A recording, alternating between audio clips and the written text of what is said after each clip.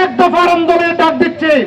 যেখানে এই শিবিরকে পাওয়া যাবে, তারা যদি তাদের গুপ্ত অবস্থান থেকে বেরিয়ে না আসে, গুপ্তভাবে তাদের রাজনীতি চালিয়ে যায়, প্রত্যেকটি শিক্ষাঙ্গনে, সিলেট জেলা এবং মহানগরের প্রত্যেকটি শিক্ষাঙ্গনে তাদেরকে প্রতিহিত করা হবে। গুপ্ত রাজনীতিকে প্রতিহিত গুপ্ত রাজনীতি করছে সেই গুপ্ত বাহিনীর বিরুদ্ধে, সেই গুপ্ত রাজনীতির বিরুদ্ধে আজকের আমাদের এই বিক্ষোভ কর্মসূচির বেঈমান, 90 বেঈমান এবং আজ 24 পরবর্তী সময়ে যারা সংগ্রামী সভাপতি, উপস্থিত সহযোদ্ধাবৃন্দ, বক্তব্যের প্রারম্ভে জানাই সবাইকে বিপ্লবী অভিনন্দন এবং আমার পক্ষ থেকে লাল সালাম। আপনারা জানেন, গত 2 দিন আগে চট্টগ্রাম সিটি কলেজে গুপ্ত সংগঠন শিবিরের নেতৃত্বে সাধারণ শিক্ষার্থীদের উপর হামলা করা হয়েছে।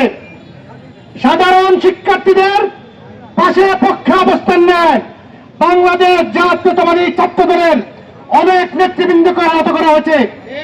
শিবিরের সেই সাবেক সন্ত্রাসী কার্যক্রম, যেটিকে রক্ষা শিবির বলা হয়, আপনারা সবাই জানেন, সেই রক্ষা থেকে তারা আরেকটু নতুন ভার্সন দিয়ে গুলালি কাটা শিবিরে পরিণত হয়েছে।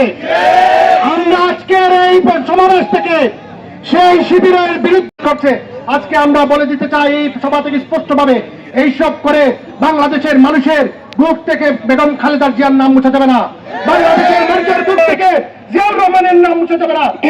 আমাদের মতো ছোট ছোট যারা কর্মী আছি, তাদের বুক থেকে কখনো তারেক রহমানের নাম আপনারা মুছতে পারবেন না। আপনাদেরকে এই সভা থেকে সাবধান করে বলে দিচ্ছি। আর যদি আপনারা আমাদের নেতা তারেক রহমান সম্পর্কে কটূক্তিপূর্ণ বক্তব্য দেন, মনে রাখবেন, ইট মারলে কিন্তু পাটকেলটি খেতে হবে। যদি আপনারা উপরের দিকে ফেলেন, কিন্তু আপনাদের গায়ে পড়বে। আমরা চাই সবাইকে নিয়ে একটি সুন্দর, সমৃদ্ধ, প্রগতিশীল বাংলাদেশ এবং ছাত্র রাজনীতি। আসুন সবাই মিলে একটি সুন্দর এবং ভবিষ্যতের জন্য আমরা একটি বাংলাদেশ নির্মাণ করি। আজকের সভা থেকে যারা এখানে উপস্থিত হয়েছেন সবাইকে ধন্যবাদ জানিয়ে